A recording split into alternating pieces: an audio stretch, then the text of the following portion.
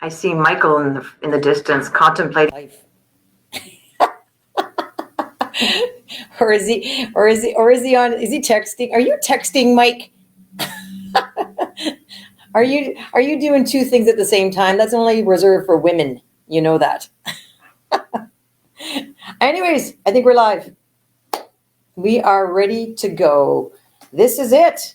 We are on our 11th edition of Thursday Live. This is pretty awesome. What a run. Wow. And I can tell you, if you go back to our Facebook and our website, you're going to see all the great speakers we've had and the great conversation we've had. And today it's just that much better. We've got Michael Kars joining us from Blue Cross. We're going to have some really good discussion about benefits. I think that's one thing that's been top of mind all along. But certainly now that we've gone through a few different waves and shifts, where's it at now and where's it going? So it's kind of like COVID and beyond. So we're going to introduce Michael Kars in a few moments. I just want to really talk about a couple things. I actually want to do a shout out right now. I'm going to start it off. I'm going to do about collaboration and community because I'm like totally pumped. My daughter came to me, and I think I've talked about this before, and we talked about the work that they were doing with it's called SOS Prairie Rescue. So it's a group of I would say mostly younger generation, maybe not, maybe Randy could speak to that, but it was some people that came together and said, we really want to work with the farm animals, cats and dogs, and try and give them a better way. So I talked about my foster cat that had 2 kittens, and I cried, I'm not going to lie, 2 days ago, because we had to give away kitty number 1. And kitty number 2 leaves tomorrow. So I've actually made an appointment to be home when they come to pick up the kitty, because it's just a mama thing. So they did a fundraiser, and they went and which timing was perfect. They went and got a bottle drive going, and they just were putting it on social media and telling people that they had the fundraiser that they were doing, and they took in their bottles yesterday. They needed a U-Haul. Okay, so I'm telling you how many bottles already. They needed a U-Haul and a truck, and they had by appointment with Sarcan. I don't know if anybody wants to take a wild guess how much they raised. Let him guess. Colton. I know the answer already. Oh, Colton, by the way, wave your hand. Colton, this is our tech guy. And we've got another one joining us. We've got Candace. So she's in training. So Candace, are you shy? You can stick your hand out more. So, okay, so they raised $1,156 in a bottle drive.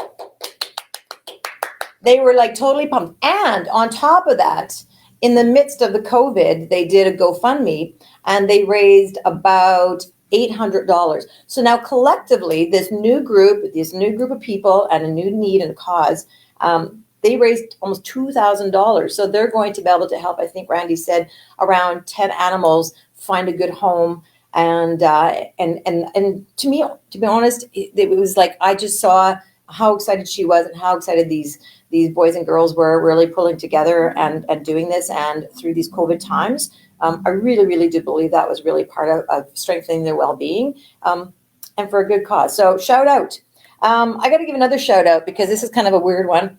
And I love it. I love it because I love Chantel from Fresh Living.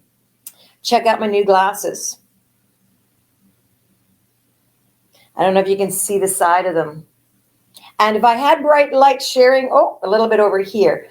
These are the funkiest glasses. Again, you want to feel good and have a few laughs.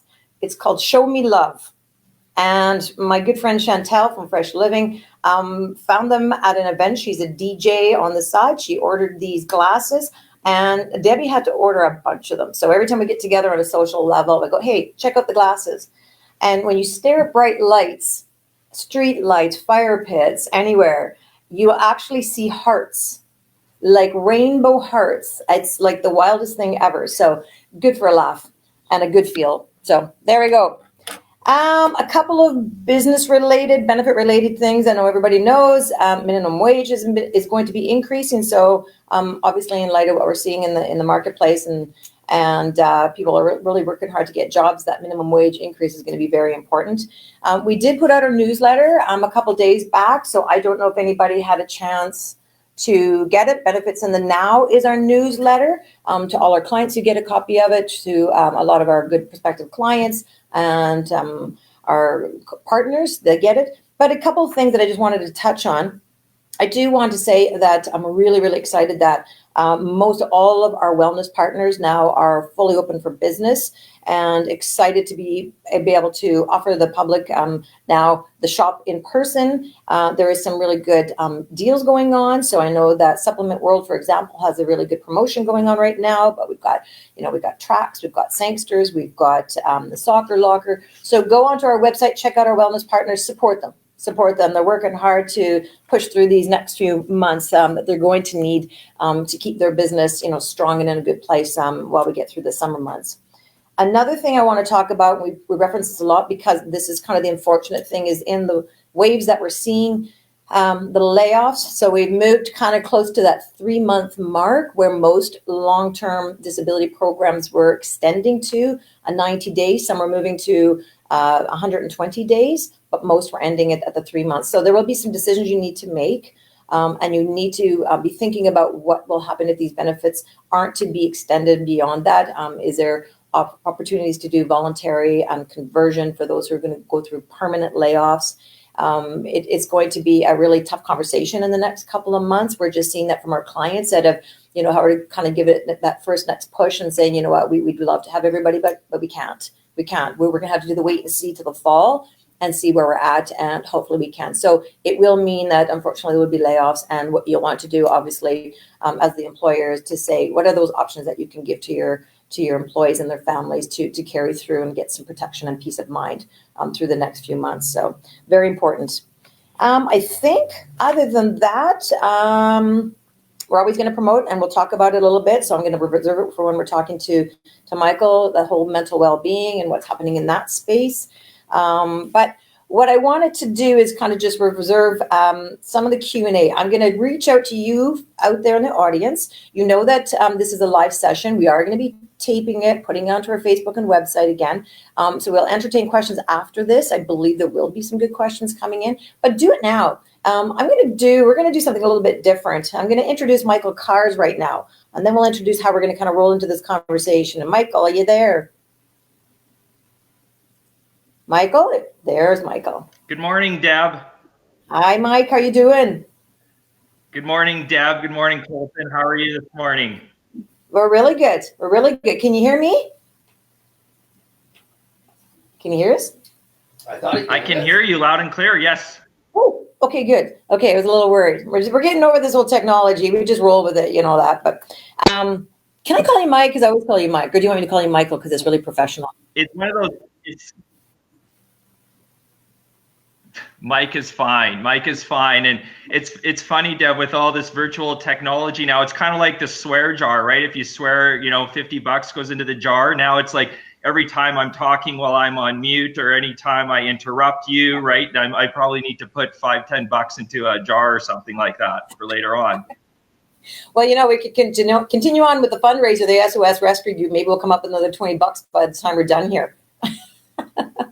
So, anyways, exactly, and congratulations to Randy. I know that I donated probably $20 to that, and it's and it's just been amazing, Deb. To your point, just the community involvement. I know, kind of early days of COVID, we had the Oracle Day of Caring, right? That raised, I think, 1.6 million food banks in Regina and Saskatoon.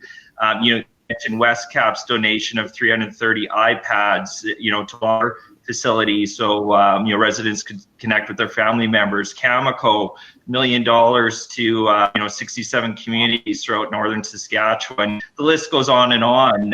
It's been absolutely phenomenal how the province and communities have banded together through the pandemic here.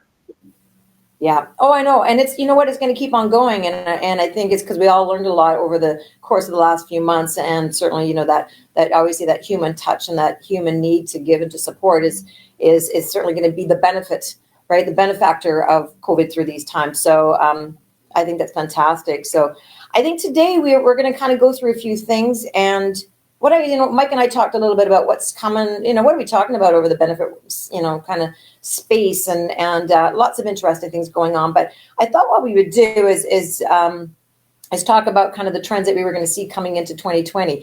Mike Cars is pretty in tune with benefits. He's been in the market and doing benefits on an expertise level for 12 years. So you've certainly seen a lot of different changes over the course of the last 12 years, because I've always said in the many years I've been in business, not much really changed in the first part of my career. But as we moved, forward, I would say in the last 5 years, probably, maybe even less than 5 years, been very, very significant changes. And so we're always trying to, kind of stay in tune with what are those trends and new ways of doing things, and what are some of the stats telling us, and how are we moving and shifting, and then comes COVID. Right. So Mike Cars has got a wealth of knowledge to share with us today. You speak to your community. You guys, you individually, you give so much to the community, and thank you for all the work that you've done out there. I'm trying to learn how to curl. Well, I think I'm not a bad curler. We've been on a curling team together. But the best coach ever. Mike is the best coach ever. He's a very patient coach. So thank you for that, because it takes a lot of pressure off. And then when I get a good rock among 20, well, yes. So I think you do a lot of your community support right within the curling world, in terms of just, keeping that sport alive, right? And I think it's a great sport for young and old to take advantage of. So I think that's great, and Blue Cross is always doing stuff in the community. So you guys are very well paired, put it that way. So, but what we're going to do is Devin, I can vouch for. I was just going to say I can vouch, because we curled together, for a couple of years, and after a couple ends, it was amazing. I think used to be a figure skater, if memory serves me right. So, being on ice wasn't, too much of a foreign concept for you. And yeah, it was amazing. A couple times you even drew the button. So I'll give you credit where credit is owed for sure. But yeah, well, involvement in curling over the years, it's, again, it's just been one of those sports that's very well, and it's a sport that you can do for your entire life, any ability. COVID definitely cut our season short in March, so that and of course some uncertainty as we head into in October here, if curling is first. So we'll see how the reopen Saskatchewan plan is going. Today is day 84, so 84 days kind of since COVID impacted, my life, and transition out of the workplace to the home office here. So if you think I'm for the kitchen table, I'm so pleased for that. I see a washer and a dryer over on the side. Are you doing laundry? Is Krista training you? No. I'm at the kitchen table here. I made sure the pantry door was shut so that I eat Lucky Charms and Crunch for breakfast. So yeah, it's going well. I definitely am missing the the social interaction. Being obviously, being a community partner, corporately, out, with our brokers, with their clients, representing Saskatchewan Blue Cross, supporting community events. So, it's been a different 3 months for myself. Personally, my spouse Chris has also been working from home. So, the EFAP program, in terms of getting on the nerves of your spouse, has really helped me, and her guide some conversations, and make sure that we're not on each other's nerves, working and living together 24/7 here, right? So, but as long as my cell phone's charged, lots of walking. You got lots of walking in.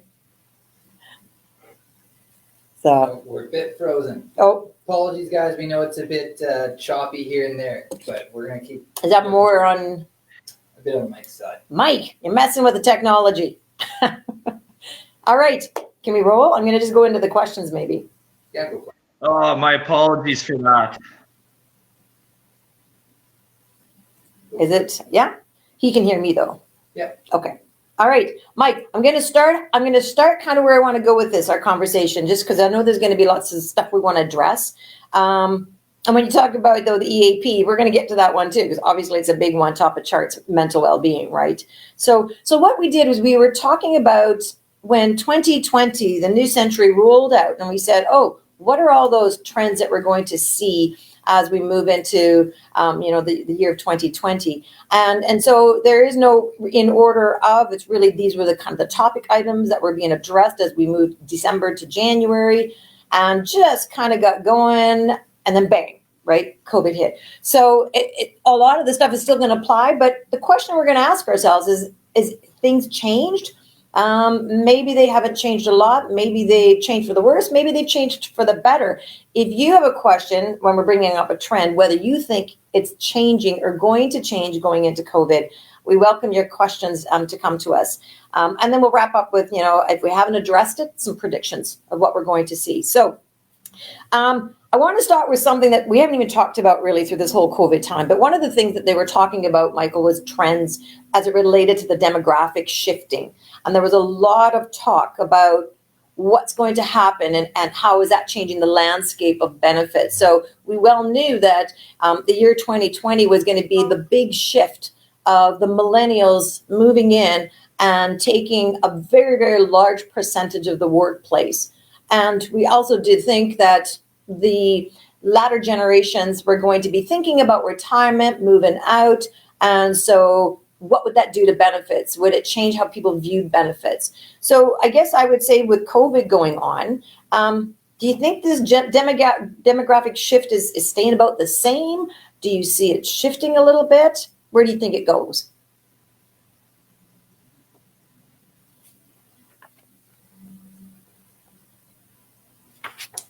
Break? Hold on. He's talking. We lost him. Hold on, Mike. Tell him to pause. Do a little timeout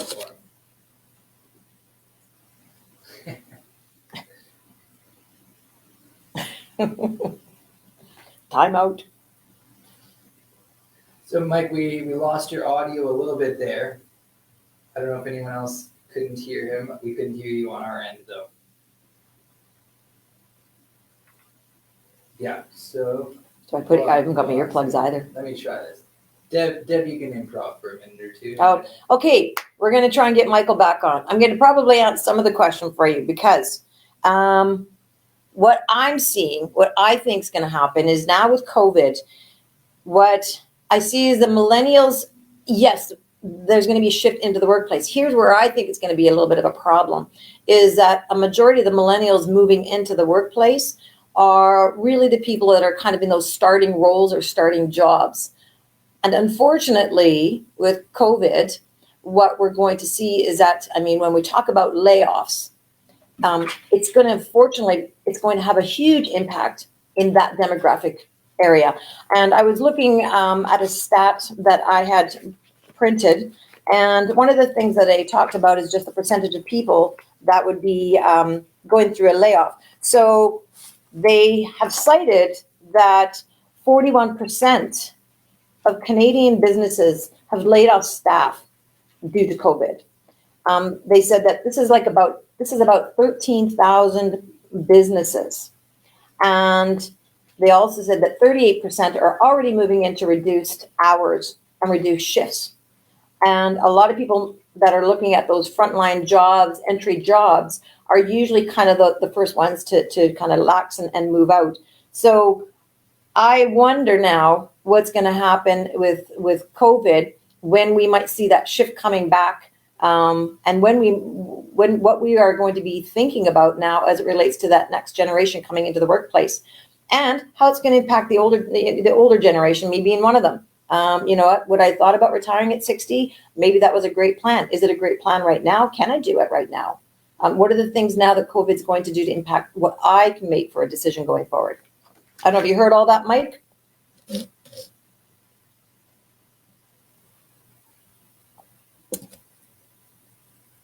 Nope.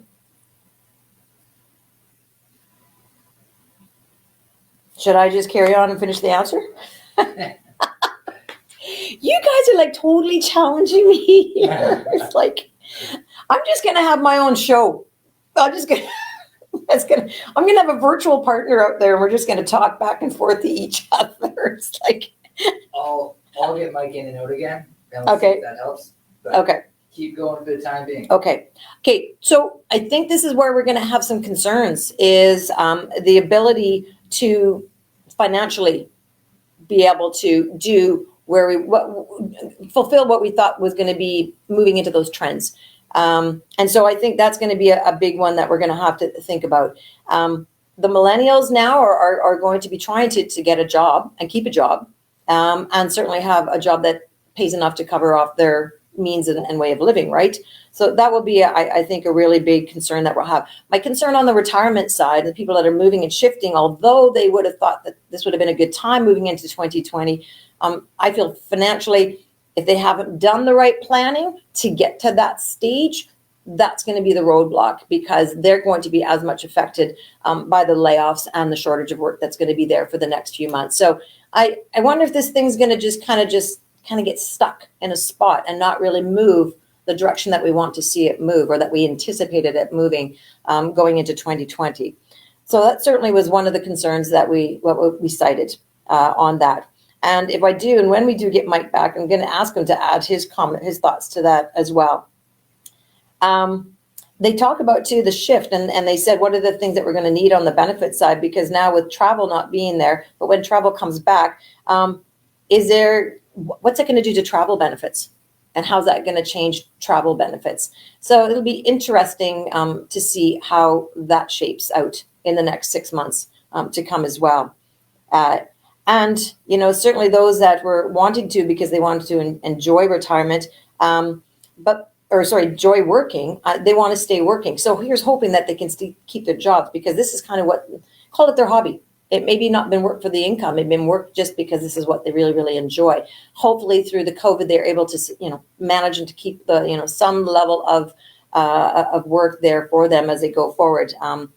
Maybe more for peace of mind, but that would be kind of my thoughts on the demographic side. And now that we still don't have Mike on the phone, maybe I'll just carry on and do my virtual. Okay, it's a good thing someone got me another coffee. I'm going to double fist. There's Bailey's in this one. I'm just saying. So, no, it's not. Okay, so that was kind of our first trend that we saw. A second one was talking about drugs and what was going to happen on the drugs. There was, going into the trends of 2020, there was huge challenges on this side. Many of you heard about the conversation, about national pharmacare. What should we be doing in that space? Should the provinces be working together to do something? Because of the fact that it's a kind of a double-edged sword, because it's not just that we had an increase in the cost of drugs, but also in the amount of people that are moving towards the need for drugs. And one of the things that has created that is the chronic illness. We've seen some real huge spikes with respect to chronic illness. And so for that reason, on both levels, you're going to see a real huge impact on the drug component in our benefit reviews. Typically, this is the one benefit that gets a lot of conversation. It only takes one claim for Humira to tip the apple cart. You start thinking about Remicade for arthritis, a big one of chronic illness, and you get into $25,000 of treatment costs per year, one person. So how are we going to manage this? This is the biologic drugs, and now there used to be a time where we had one word, and it was called prescription drug. Now we have many words in the drug world, and biologics, biosimilars. We know generic drugs, we know brand drugs. But it's the biologic drugs that are really peaking in cost. Good news is they're treating illnesses that we weren't able to treat back in the day, right? So arthritis being top of charts, chronic pain being another one. Another one would be migraines, sleep apnea. There's so many that have really risen to a level that's quite concerning. So treating them is great, but it's coming at a huge cost. So what's that going to do as it impacts our drug coverage going forward? And Now that we move into, and I guess I should tell you an interesting stat because it's a little bit alarming. 77% of plan members, according to a Sanofi survey, 77% of plan members with a chronic problem said they take at least one medication. 77%. 54% of Canadian workers report having a chronic disease that takes one or more medications. Like, that's significant. It's significant. And so we're really trying to wrap our heads and when I say we, the insurance world, how we better manage and tackle this. The pharmaceutical world is doing great. They're coming up with some great opportunities to treat people. But how do we work together? Because it's going to be tough to carry on and cover those high cost drugs. And now think about it. Now COVID's come along. And when we think about how the groups are shifting in terms of size, what's that going to do with respect to the costs and the impact that the drug costs are going to have to the group plan? So I would love to have Mike answer to this one, but we don't have Mike back. Do we have yet? We have his screen. We're going to see. Mike, can you say something? I mean, I could talk forever. Everybody that knows me know I could talk forever.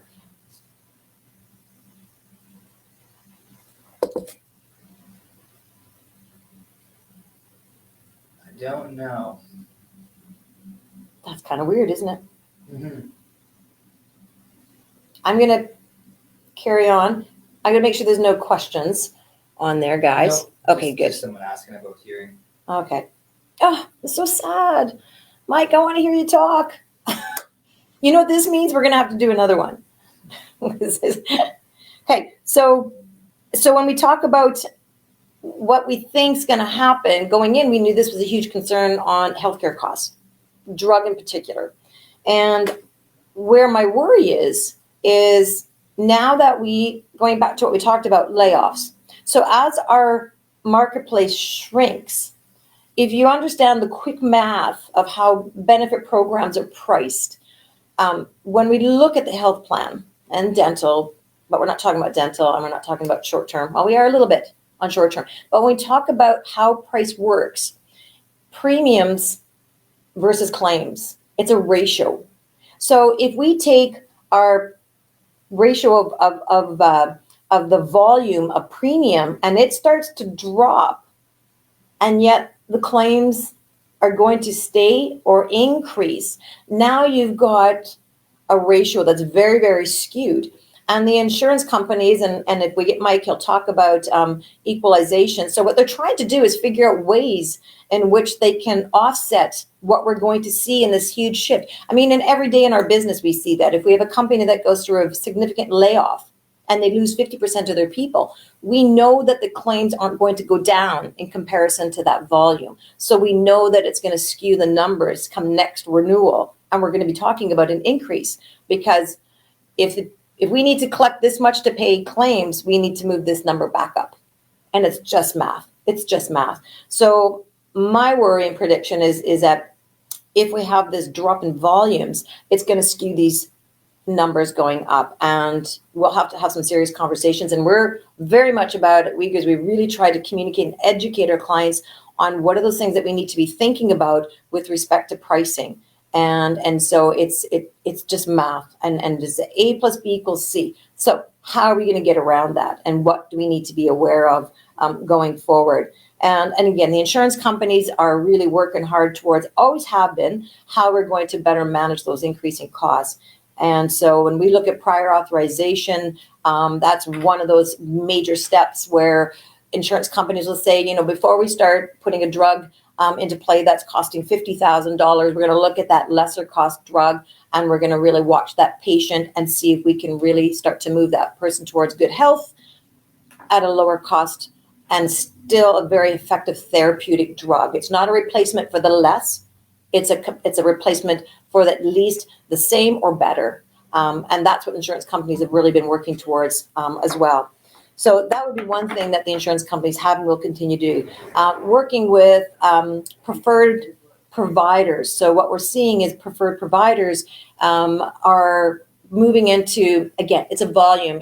For the sake of analogy, if you look at Costco's, and you think about what's happening. If we get large volumes, we're able to discount the cost of the drugs to the end user. That will be another. It's always been there, very prevalent in more into the States. Has been there for a very long time, but now the Canadian marketplace is picking up on these relationships and having these preferred providers be there to at least still allow for that level of care to be there, but be able to provide it at a less cost to the end user. So that will be another thing that we'll start to see. Biosimilars, we talked about that, and we talked about how they're going to come in and they're going to replace biologics. Biologics are drugs that are made with live culture, so they come at a higher cost because they're not synthetic. They're not produced on an assembly line, call it that. They're very specific, and as a result, very costly. And biosimilars will now move in and come in same level of care, but a lesser cost to that. We have a report. We have an update. We have an update. Okay, we're going to put Mike on a different audio line. Can you let us know if it sounds okay? He should be able to hear Deb right now. And then, Mike, are you present?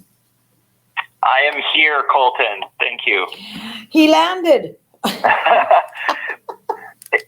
Deb, I'll just maybe I forgot to pay the SaskTel bill. I'm not sure. I apologize. I just maybe this was part of my master plan to have you do the first 35 and I'll finish the last 25. I don't know. Well, you know what? We're going to pick up where we left off. You were able to hear some of my conversation about demographics, and we moved into question 2 on the drugs. Yes, certainly, and I'm ready to share my 2 cents. Go for it. If you're okay with that. They're tired of me talking. They want to listen to you. Yeah, and when we were going back to when we were forecasting for 2020, you were seeing the trend, of course, of the millennials enter the workplace. So that's allowed us to obviously, focus on digital as millennials look to self-serve themselves versus maybe, necessarily, calling into our office, walking into our offices in Saskatchewan and Regina, of course. So you see the evolution of the mobile app, of course, where, plan members can access their benefits anywhere, anytime on their cell phone. So, again, advantages of the mobile app, you're able to check coverage. So, for example, if your massage benefit had a $500 maximum, towards the end of the year, you could see that you used $300 and still had $200 left. What I really like about the digital technology, available on items such as mobile apps is if you're sitting with your physician, maybe being, diagnosed with a condition that you're maybe unfamiliar with, you're not familiar with what drugs would treat those conditions, you're not sure if your drug plan would even cover such drugs, you can enter in the drug name or the DIN number, and it will tell you, while you're with your physician, whether that's covered or not. So I think the millennials have a lot to do with, some of the digital solutions that all insurers were providing. And then to your point, where are the days of Freedom 55 anymore, right? If somebody has the magical solution, definitely reach out. I'd like to know, but we're seeing more and more folks, the majority would be, owners, maybe senior managers, that type of thing. Not necessarily though, working beyond the age of 70. So that was one thing that we were starting to see pick up was requests to extend, benefits. Typically, health and dental would terminate at age 70. So we've entertained a number of requests to extend the termination age to 75 to 80, which of course allows the employee and their spouse access to vital drug, travel, health practitioners coverage. As you mentioned, critical illnesses start to creep up as we age, and there are some great stats you shared there, Deb, and I just recall if an individual is dealing with one critical illness, they're likely dealing with 2, right? So that of course brings us into the drug conversation again, which you shared a lot of great information on. And drugs have always been a focus in terms of plan management and cost. When you historically, in my 12 years or so, Deb, and definitely, interested in your thoughts here too. But when you're looking at the renewal claims experience, out of every dollar that, the employer and the employee pays into their group benefit plan towards their health premiums, we tend to see 65 to 70 cents of that is paid out in a drug claim, right? With health practitioners kind of coming in number 2 and, vision number 3. So when we're looking at plan sustainability, when we're looking for, cost savings in our group benefit plans, we have to focus on drugs. So, we're, and I know this is hard to fathom, for some of the folks listening in, if maybe small to medium sized, employers, maybe not high volume in terms of lives covered on the plan. But, from my perspective, Deb, I know you're seeing it as well. There are medications, there are people in our community, that are facing $50,000 bills, $200,000 bills. Our friends at Ontario Blue Cross see over $1 million, in drug claims. We're talking one individual, right? Yeah. So when you look at the group benefit plan, sometimes, this is a 12 employee benefit plan. Well, those 12 employees have, there's 10 spouses and there could be 20 dependents, so the population's a lot larger than what we might initially think. But, and a lot of plans are structured with unlimited drug coverage, right? So, unlimited means unlimited. If there are, if there is a plan member with a $50,000 drug claim, that appears in your renewal experience. So, some measures that we've seen taken is, and again, the conversation around a drug max. I'm not sure that's necessarily the right solution because, there's a moral compass there that needs to be considered as well. But, so we've seen the introduction of generic substitution, lowest cost alternative would be another term for that. We see the implementation of stop loss. So a stop loss would be a threshold where the first $10,000 of that drug would appear in the group's claims experience come renewal, and then the insurer would be responsible, for the remaining $40,000. So, again, shifting risk and exposure from the group benefit plan for the employer back to the insurer. And then we've seen, again, 100% drugs. We've seen a lot of options of late to decrease that to 80%. More talk around dispensing fee costs, right? So, your local pharmacy is I believe it's about $11.60, in Saskatchewan, whereas Costco's around $4.80.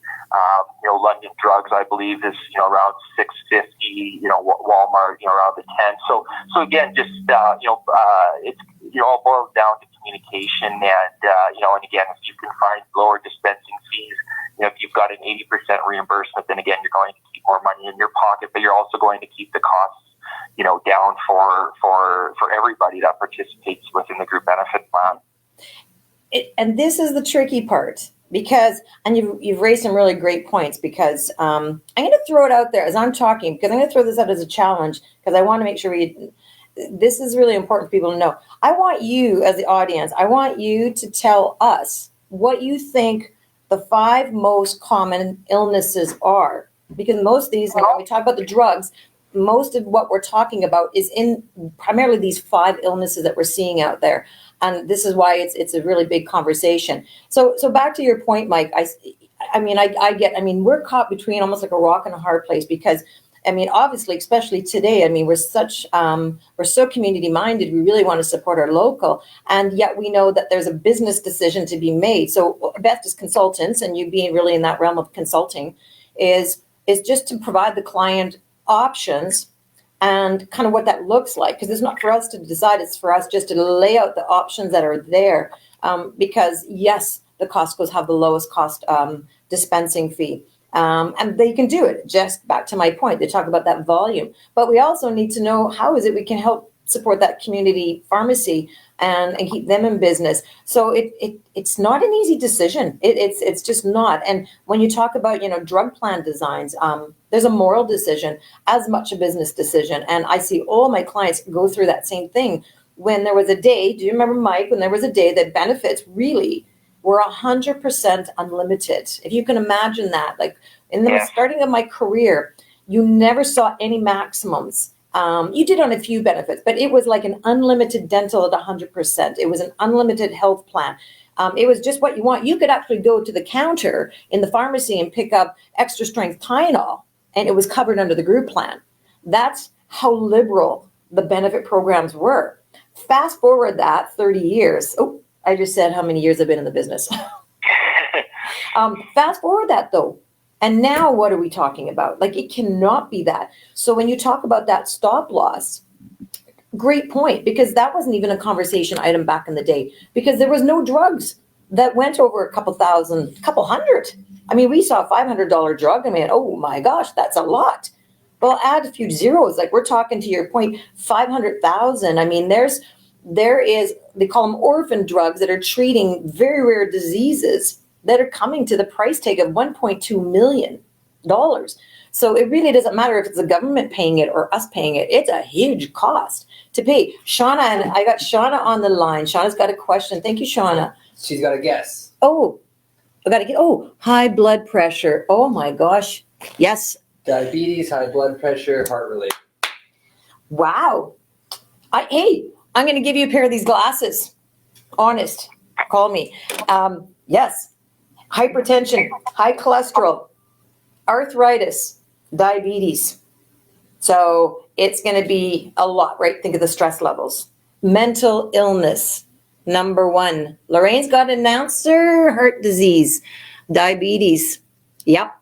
Cancer, big. Arthritis, depression. So some fall under the mental well-being. Heart disease, that's hypertension, high blood pressure, anxiety. We're seeing it all right now. So when we talk about where that shifting of the drugs is going to be, we knew some of these things, right, Michael? We're already moving into these spaces, and it's just accelerated some of those to a much higher level.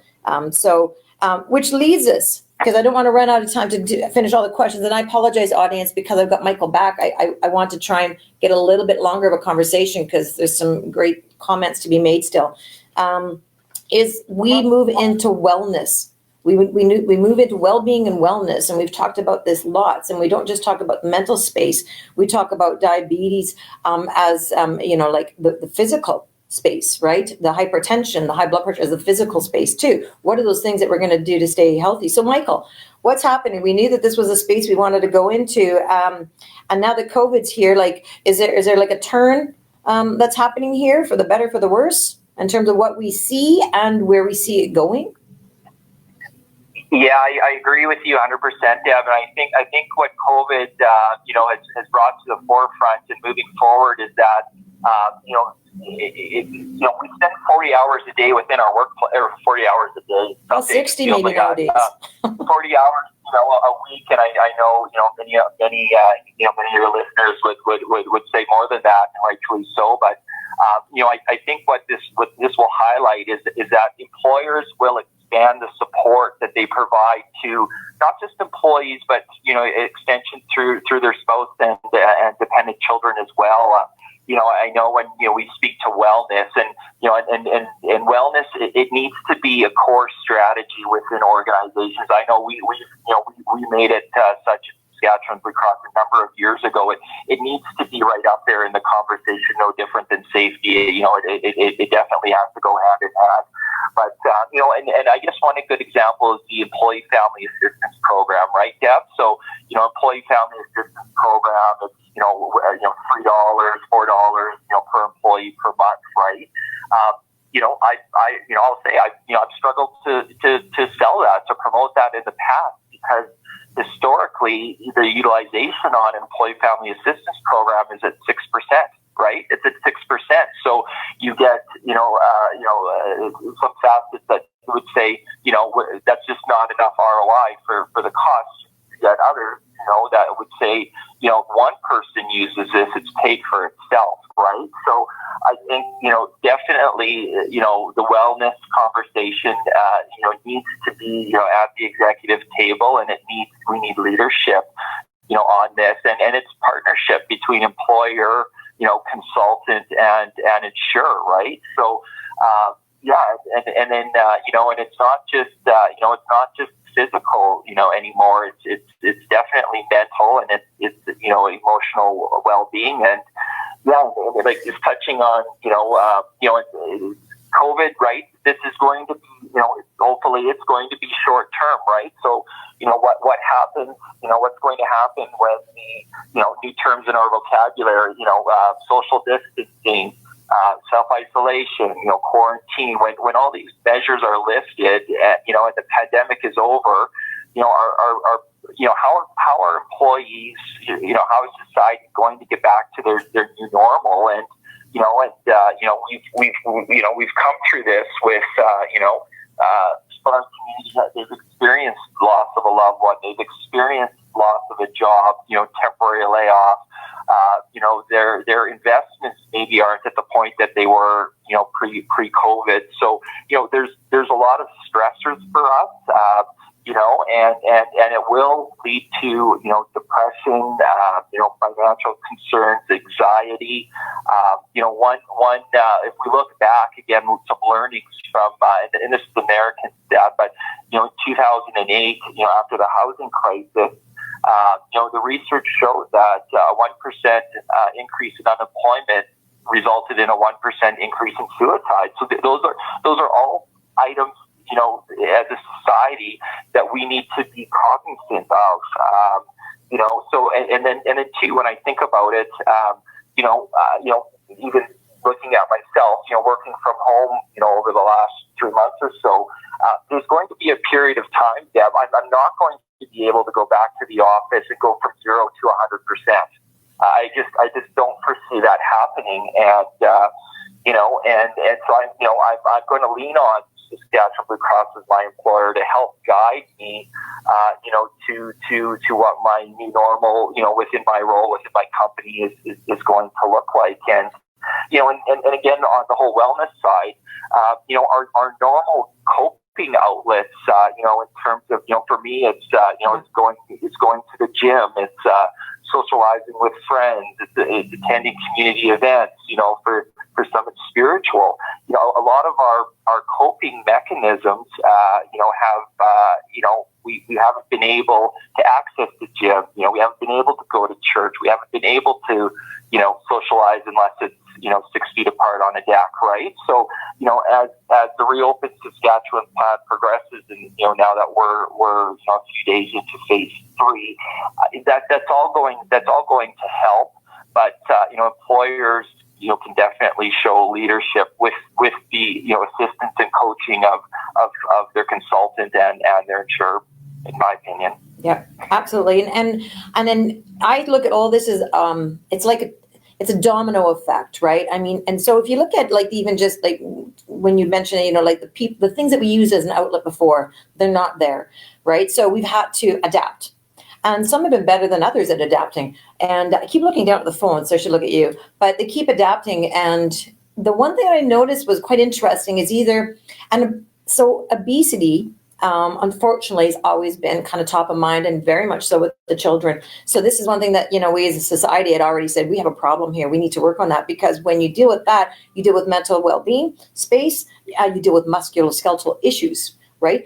I know that has been a problem already for people, because when all the paramedicals were shut down and slowly moving into the virtual space, there was people that couldn't get the treatments that they needed.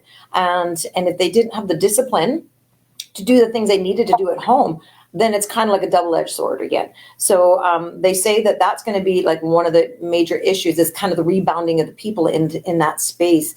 And so I worry about that. And there was a question. We have 2 questions. Oh, Shauna had a great question. Shauna Nelson. Hi, Shauna. I'll put it on the screen. Okay. Yes. And this is a great question. This is coming up a lot with a lot of organizations. Yes, a 4-day week, Mike. How does that speak to wellness as well as boosting our economy? Yeah, excellent question, Shauna. And I think New Zealand has been one country that's well down the path of investigating this. But yeah, I look, in terms of my physical wellness, has definitely improved with me working from home. I think I mentioned to you, Deb, my initial goal was 10,000 steps a day, right? Don't have any excuses why, there's not that curling game I have to go to. There's not that, networking event I need to attend. So that was my initial goal, was 10,000 steps a day. It's now 20,000 steps a day because I have the time, right? And there's a lot of, excellent stories out there just in terms of, how folks have been able to kind of, start, not start over again, but just kind of redefine what's important. And I know, with a lot of the pressures, and I can imagine what Sean is facing right now, that you make the work first, right? The work comes first, and your priorities are a bit misaligned, right? And what tends to take a back seat is wellness, both physical, mental and emotional, right? So, there'll be organizations that, likely, can facilitate a 4-day work week and would have the buy-in, from the employees in order to do that. There'll be others that'll definitely be more of a challenge. But yeah, the challenge, is certainly balancing, the need for, physical, emotional, well-being with still being able to, run the business, make a profit, provide, quality service and that type of thing. So yeah, it's certainly, that's going to be a challenge, but I like where Shauna is going with that. And again, if it takes me 5 days, to get 40 hours in, why can't I do that in 4? Yeah. And I'm going to add to that prediction, Shauna, because that's where everybody's saying, with mental well-being space is that we've unfortunately kind of just dived into work and we just can't get out of it. It's just become this, and we talked about this many times, right? Sometimes too much is too much. But here we are, if you move back to a 4-day week, there's going to be some positives and there's going to be some people that it's not going to work very well for them. So as a business that relies, if you think of the hospitality business like yours, that relies on those people coming in to service you, it's really going to rely on, the budgets of people, right? So if we're pushing back to 4 days, now where does that put us on a salary level? Are we going out as much, right? So it's interesting every way you play it. But having said that, you take 4 days back, or 4-day work weeks, now people have time to do, because we're creatures of habit. So maybe we needed to be forced to change how we are. And so you take us back to a 4-day work week. Now we have that extra day. Right now we're paralyzed. We don't know what to do with it because we've never had that extra time, a lot of us. But what would we have to do? How would we make this work? And so at the end of the day, would it mean that we're going to take up hobbies and work more in our backyard? Michael, how many people, again, when I talked about it was going either way, if you're that person that is able to, physically be able to go walking, I've had people talk about how many kilometers they put on in a week. It's crazy. And they love it. And they're seeing nature and it's beautiful. But then conversely, I have a good friend and colleague who suffers from chronic issues in her back. And she can't walk. Right. She needed all the paramedical, the physio, just to stay functioning. So, hope that those people are going to be able to get back to that, that maintenance of what they need to do to physically stay healthy. But the 4-day work week maybe allows people to start shifting and feeding the economy in ways that we couldn't before because we just never had the time to do it. So maybe that's a good thing. If you talk about what sales are up right now, I went online to buy something, a local business online, and I couldn't believe how many things were out of stock, right? Canoes, backyard planters to plant their flowers, tents, right? Everybody's going what am I going to do with my spare time now? And you add that extra day in, and maybe that will be part of generating the economy. Although that said, the people that need the business to come in the doors more often, they're going to have to think about how they're going to realign. I know that, and I say this because, Sean, I got you in the line. Unfortunately, and you probably know the stats too. We were talking about, some of the movement with respect to the layoffs. And I had unfortunately, there was a layoff stat that I had, and I can't find it now, but they talked about the highest percentage hit, obviously, was the hospitality business. Here it is. So they're saying that laid off staff I mean, think about, 4-day work week is going to be part to recovery. Right now we're dealing with laid off staff. So 41% of Canadian businesses have laid off. But I mean, such a huge hit with the hospitality. 69%, have laid off at least 80% of their staff. So that's kind of where hurt's going to be, is that because these people are stuck. Like financially, they're just stuck. They don't even have a job. So the people that have the advantage of coming to a 4-day work week, I mean, that's a bonus, I think, in the next months to come, not to have their hours cut back. I think what we're going to realize, though, is that gone are the days, hopefully, the 60-hour weeks. That we got to get rid of. I think we have to get that balance, right, Mike, back into our world. The mental well-being space is going to be challenged like no other. And you know what? I've, had the opportunity to reach out to a few close friends. And we've had our moments together to talk, to hug, to maybe cry sometimes. And it's been like the saving grace and that social aspect. I think that's the part that we're going to miss most. And again, we're going to see it on the insurer side. Every time I talk about these shifts and changes, we see it on the benefit side, right, Mike? And so that's going to be what is it going to look like next year? Like, what do you think? I mean, we've deferred a lot of renewals, and we've deferred and suspended benefits, and not everybody, but we're at that next level. I think there's some now hard, serious conversation. These are things that didn't want to do. What do you think is going to happen going forward? I'm going to say going into the next quarter. Yeah, and Deb, you're exactly right. First, I think we need to focus on getting the 60-hour work week down to 40, and then to Shauna's point, taking that even further. And I think maybe what Shauna was going down to is that work will hopefully become more flexible. And many companies that and HR professionals that I've spoken to over the last couple of months, their companies were very resistant to letting employees work from home. That they just told me that was something that leadership they just couldn't get past. Maybe a stigma or whatever roadblocks there were, but really we've had this global work from home experiment forced upon us. And again, obviously not applying to all industries, but and more companies are opened up to that idea and more accepting of working from home as a legitimate option, right? So, in terms of your question, Deb, in the next few months, so you're right. Insurers, regardless, Sun Life, Blue Cross, Canada Life, I think they really did step to the plate here in terms of the solutions that were provided. Whether it be extending temporary layoff measures, from 1 month to 3, deferring renewal increases, providing 50% reimbursement of dental premiums, 10% reimbursement of health premiums. But and the premium, I just want to speak a little bit to the premium. When we were looking through claims experience, Deb, for March, for April, for May, especially on the dental side, we still had access to emergency services, but for the most part, we were seeing, claims divided by premium of 0, to 20%, right? So, if we had to do something, there to provide, financial relief, and that for us, Saskatchewan Blue Cross, that was a way that we could reach. Didn't matter if the business was in Prince Albert, in Nipawin, in Estevan, and Swift Current. That was a way that we could provide support to Saskatchewan businesses across the province.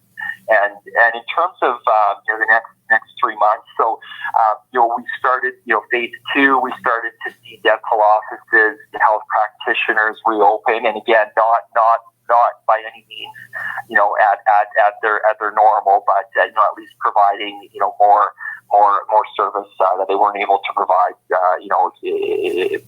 during the shutdown. But so we're starting to see health practitioner claims come more online, vision care claims, dental claims have increased a bit, nowhere close again to where they were pre-COVID. So I see insurers continuing to watch their June, their July, August claims experience, and I wouldn't be shocked if we see more relief here moving forward.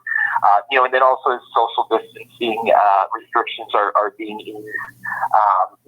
Again, speaking to employees, there are still those that are reluctant to receive hands-on treatment, for various reasons, until the coronavirus risk has significantly diminished. But providers are they're really stepping up because there's increased demand. So they're working evenings, they're working weekends when they normally were closed. So and they're all doing that to accommodate the demand. So kudos to them for that. One thing I think we need to watch, Deb, it'll be interesting to see now with PPE costs, within dental offices, within health practitioners and so on. As my understanding, correct me if I'm wrong, but for the most part, PPE wouldn't be within the dental fee guide. So prime members will need to understand before they receive services. Is the PPE going to be covered by the dental office, or is this something that I'm going to be charged of outside of my group benefit plan? Will massage therapists, will physiotherapists, will charge for PPE? I don't know that yet, but it's it's possible, and rightfully so.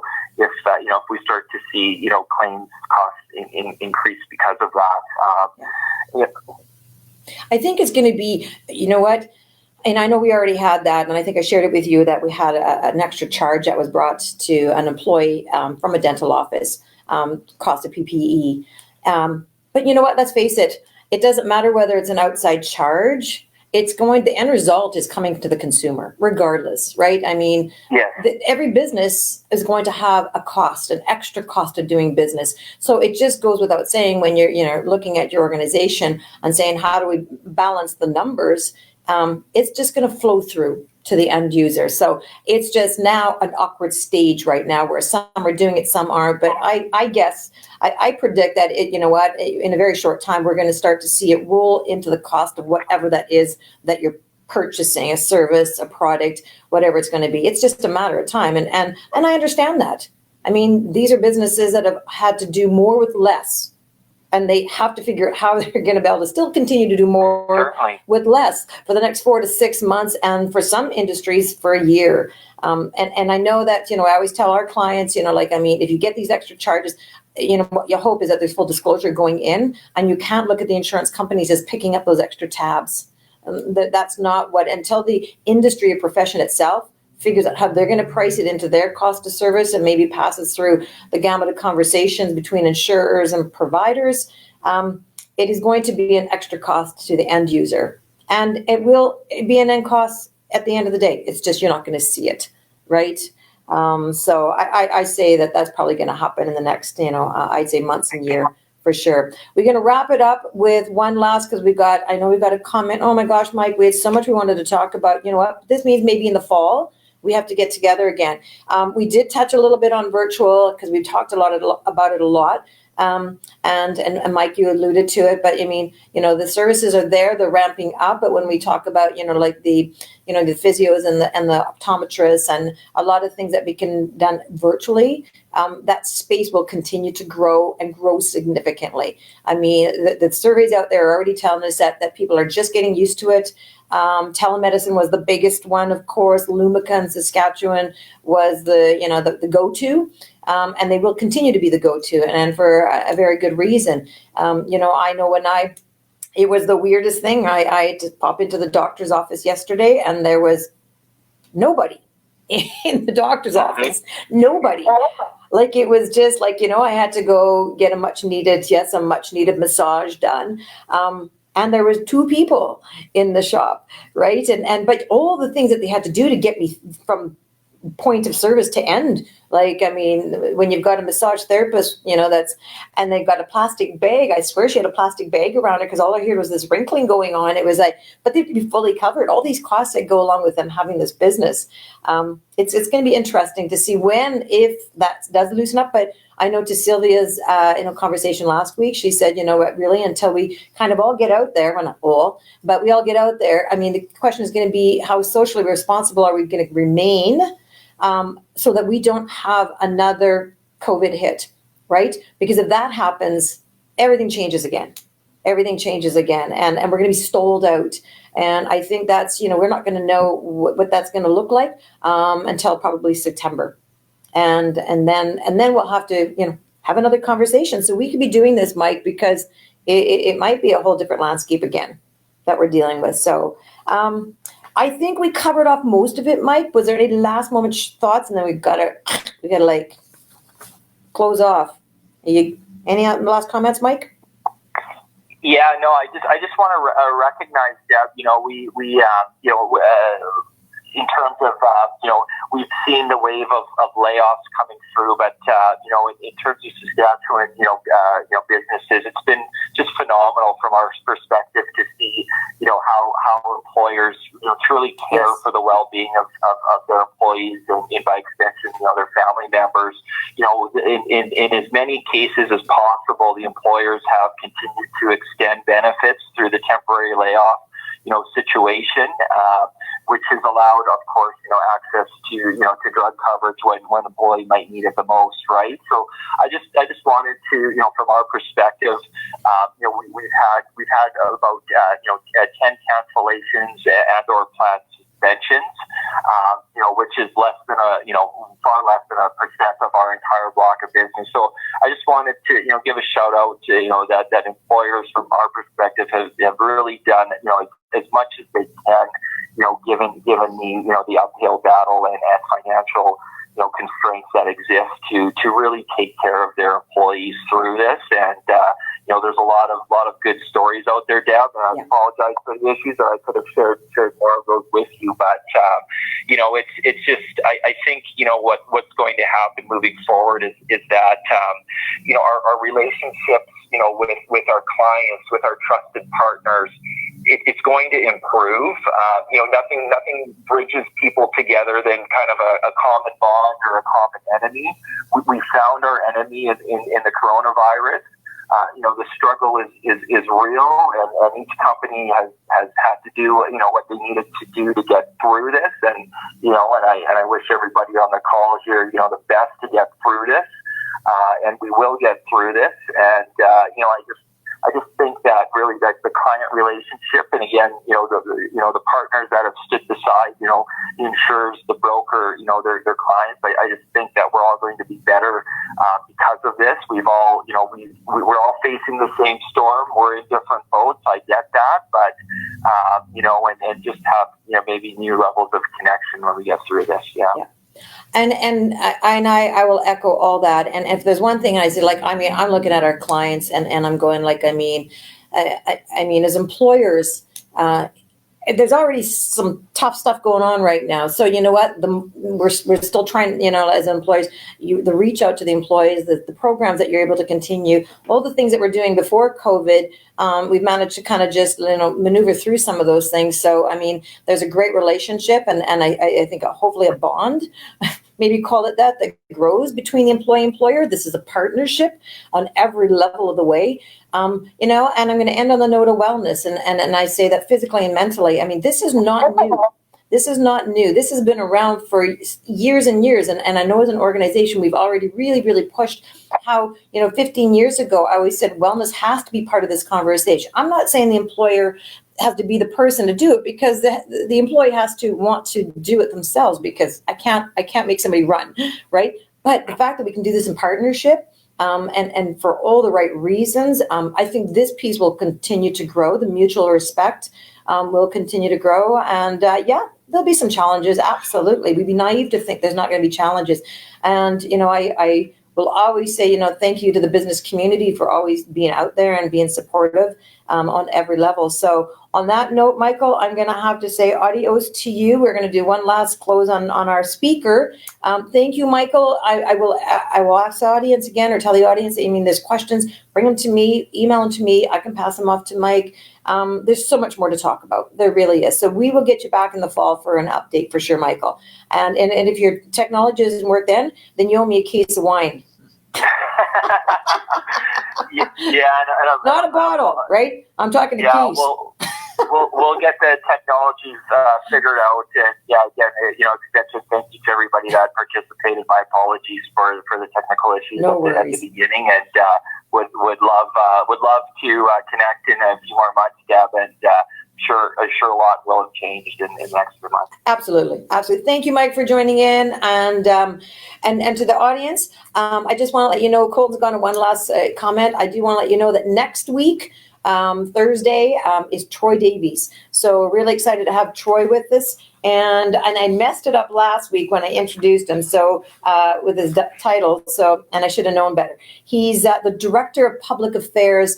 I'm so used to calling it MD Ambulance, but it's Medivie Health Services. So the ambulances that you see out there. So he's got two hats that I really would like to speak to. He's obviously very close to the city of Saskatchewan, being a council. What are they seeing through the world of the city, and also what's he seeing on the streets, like what's he experiencing, and how's that shifted. So really excited to have Troy Davies next week, so please do share that out. I think it'll be a really good conversation. And on that note, I know Colton, you wanted to mention we've got another event that Wiegers is doing. Yes, and before we do that, just a thanks to everyone for being patient. The last couple of weeks we've had some tech issues, and Mike's too nice of a guy. He's apologizing, but really it's not anyone's fault. It's okay. We do the tests and it works great. And then anyone at home, when you're watching Netflix and all of a sudden it cuts out and you got to unplug the router and plug it back in, those are the kinds of things we got to deal with. So we really do appreciate everyone being patient. It's just that you can't predict the connection on any given day. So we'll keep working on that and work quick to get people's voices back in like we did today. So thanks everyone for being patient last week and this week. And then the only other thing to mention, we do have another webinar that we are doing tomorrow. Matt and Renee at our office are doing one at 10:30 tomorrow. Check out our Facebook page or send us a message for any other details. We do have an event page around that. And it is a frequently asked questions about benefits plans and what you can do to most effectively manage your plan and provide support to the employees that are so important to your company's success. So we touched on a lot of those different topics and discussions in Thursday's Live with Deb, and this is just a more concise, shorter version of it from a couple of people on our team that, again, will have some questions and feedback in a more private setting too through a Zoom call rather than the Facebook Live. So if you'd like to tune in for that, please check our Facebook for the event details on that. And again, thanks again for being patient with tech things. We'll keep working through it every single week. Yes, thank you for joining in. And again, I'll echo Colton, thank you for the patience. I hope you got out of it what you were looking for. But you know me, I'm never short on words. So you get me and Michael together someday on a deck and we could just talk your ear off. So there's lots more to share. Thank you. Have a wonderful day. The sun is shining. It's going to be a beautiful weekend. Stay well, stay healthy, and continue and remain optimistic. Bye now.